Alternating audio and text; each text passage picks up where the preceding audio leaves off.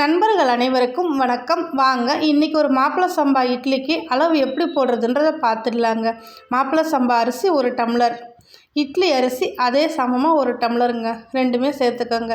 உளுந்து பார்த்திங்கன்னா நான் 3/4 டம்ளர் சேர்த்துருக்கேங்க. நம்ம வீட்டில் கிரைண்டரில் அரைக்கிறது வந்து இன்னும் கூட கொஞ்சம் கம்மியாக சேர்த்துக்கலாம். எங்கள் வீட்டில் கிரைண்டர் ரிப்பேர்ன்றதுனால வெளியே மிஷினில் கொடுத்து தாங்க அரைப்பேன்.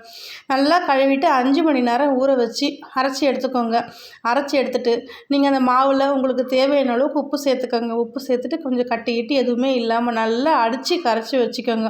மாவு நம்ம எந்த அளவுக்கு நல்லா அடித்து கரைச்சி வைக்கிறோமோ அந்த அளவுக்கு நம்மளுக்கு பார்த்திங்கன்னா அது புளிச்சு உப்பி வந்ததுக்கப்புறமா இட்லி ஊற்றினா நல்லா சாஃப்டாக வருங்க. 8 மணி நேரம் அப்படியே வெளியில் வச்சுருங்க. இங்கே பாருங்கள், இந்த மாதிரி பொங்கி வரும். இந்த மாதிரி பொங்கி வரட்டுங்க. அப்போ தான் நம்ம வெளியில் இருக்க ஏர் மொத்தம் அந்த மாவுக்குள்ளே போயிட்டு நம்ம இட்லி ஊற்றும் போது பார்த்திங்கன்னா சூப்பராக சாஃப்டாக செமையாக இருக்குங்க அந்த இட்லி சாப்பிட்றதுக்கு. ஒரு இட்லி தட்டில் கொஞ்சமாக தேங்காய் எண்ணெயோ நல்லெண்ணெயோ உங்களுக்கு எது பிடிக்குமோ அதை நல்லா தடவிட்டு இட்லியை ஊற்றிடுங்க. ஒரு 10 நிமிஷம் வேக வைங்க. அந்த 10 நிமிஷம் வேகிறதுக்குள்ளே உங்களுக்கு சட்னி வேணுமோ சாம்பார் வேணுமோ ரெடி பண்ணிக்கோங்க. இதுக்கு ஒரு தக்காளி சாம்பாரும் ஒரு கார சட்னியும் செம்ம காம்பினேஷனுங்க. 10 நிமிஷம் விட்டு திறந்து ஒரே ஒரு கத்தி வச்சு லைட்டாக குத்தி பார்த்தீங்கன்னா இட்லி வெந்தது உங்களுக்கு பக்குவம் தெரிஞ்சிருங்க. எடுத்து ஆற வைங்க.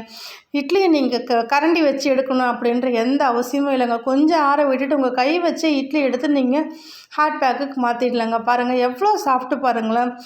நல்லா பாருங்கள், புட்டை எவ்வளோ செம்மையாக இருக்குது. அவ்வளோதாங்க. இந்த மெஷர்மெண்ட்டில் அரைச்சி பாருங்கள், சூப்பராக இருக்குது. எங்கள் வீடியோ பிடிச்ச லைக் பண்ணுங்கள், எங்களுக்கெல்லாம் சப்ஸ்கிரைப் பண்ணுங்கள்.